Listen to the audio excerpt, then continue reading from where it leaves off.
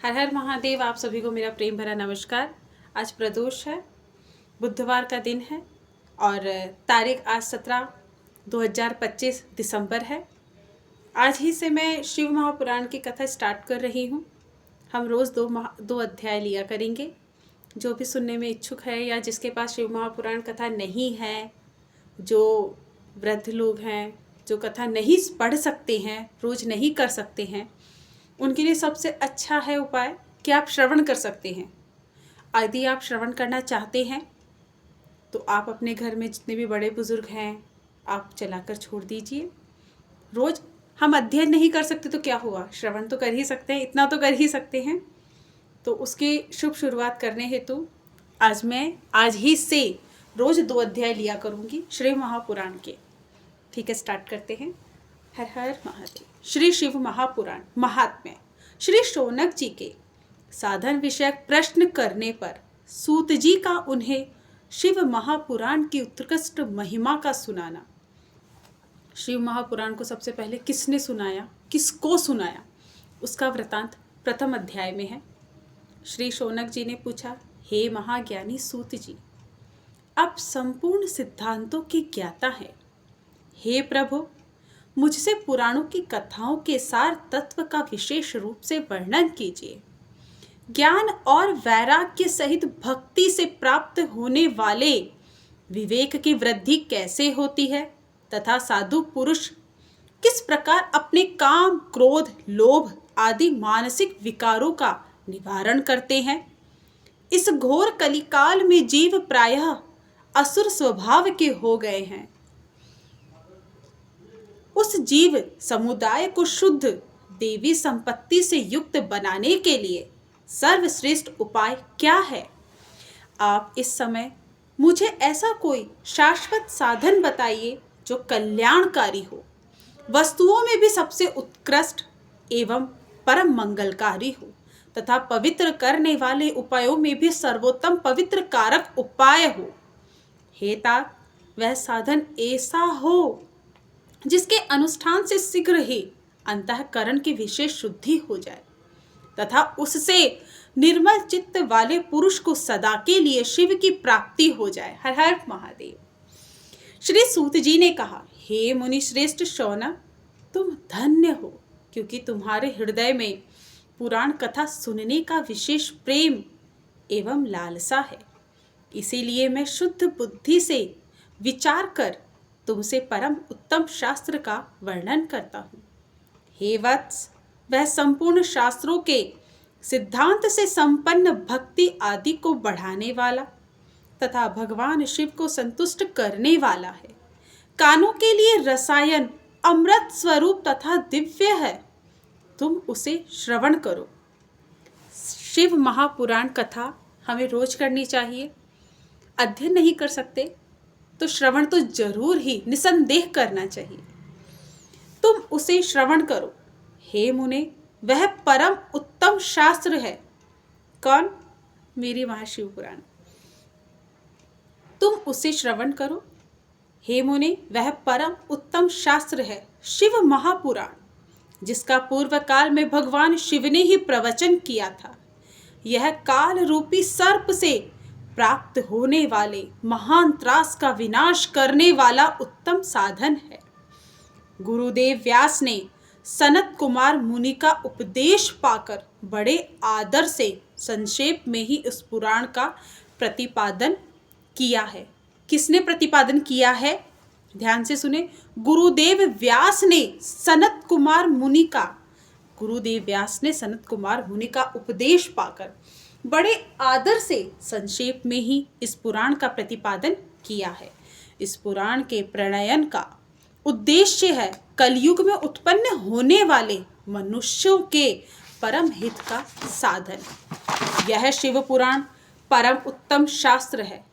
इसे इस भूतल पर भगवान शिव का वामय स्वरूप समझना चाहिए और सब प्रकार से इसका सेवन करना चाहिए। इसका पठन और श्रवण सर्व साधन रूप है। इससे शिव भक्ति पाकर श्रेष्ठतम स्थिति में पहुंचा हुआ मनुष्य शीघ्र ही शिव पद को प्राप्त कर लेता है। इसीलिए संपूर्ण यत्न करके मनुष्यों ने इस पुराण को पढ़ने की इच्छा की है अथवा इसके अध्ययन को अभिष्ट साधन माना है।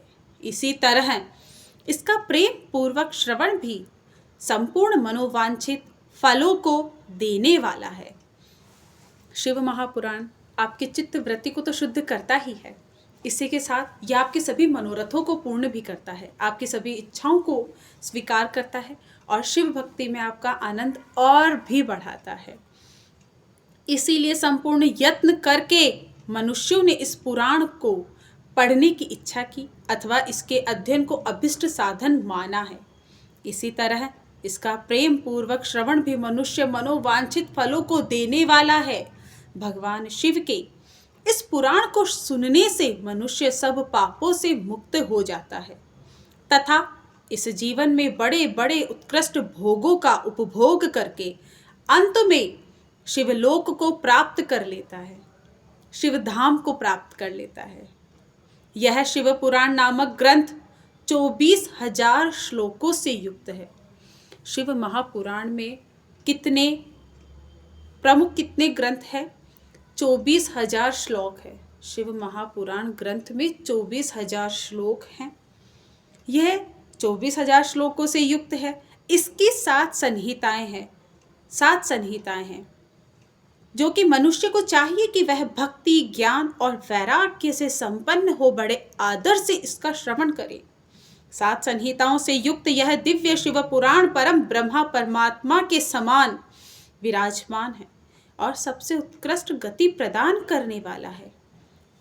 जो निरंतर अनुसंधान पूर्वक इस शिव पुराण को बाँचता है अथवा नित्य प्रेम पूर्वक इसका पाठ मात्र भी करता है वह पुण्यात्मा है, इसमें संशय नहीं है। जो उत्तम बुद्धि वाला पुरुष अंत काल में भक्ति पूर्वक इस पुराण को सुनता है उस पर अत्यंत प्रसन्न हुए भगवान महेश्वर उसे अपना पद धाम प्रदान करते हैं।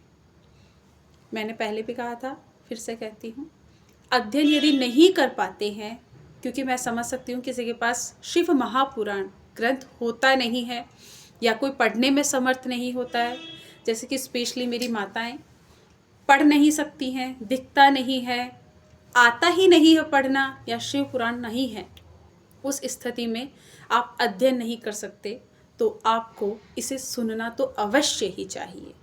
ये इसमें भी लिखा हुआ है।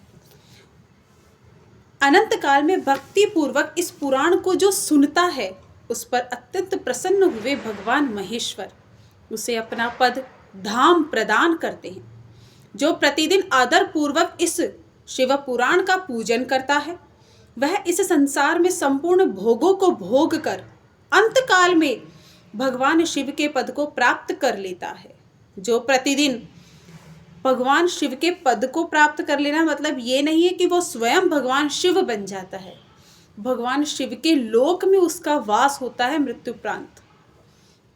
जो प्रतिदिन आलस्य रहित हो रेशमी वस्त्र आदि के वेष्टन से इस शिव पुराण का सत्कार करता है वह सदा सुखी होता है। यह शिव पुराण निर्मल तथा भगवान शिव का सर्वस्व है।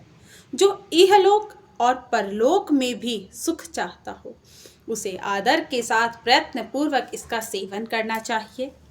यह निर्मल एवं उत्तम शिव पुराण धर्म, अर्थ, काम और मोक्ष चार पुरुषार्थ होते हैं, धर्म, अर्थ, काम और मोक्ष।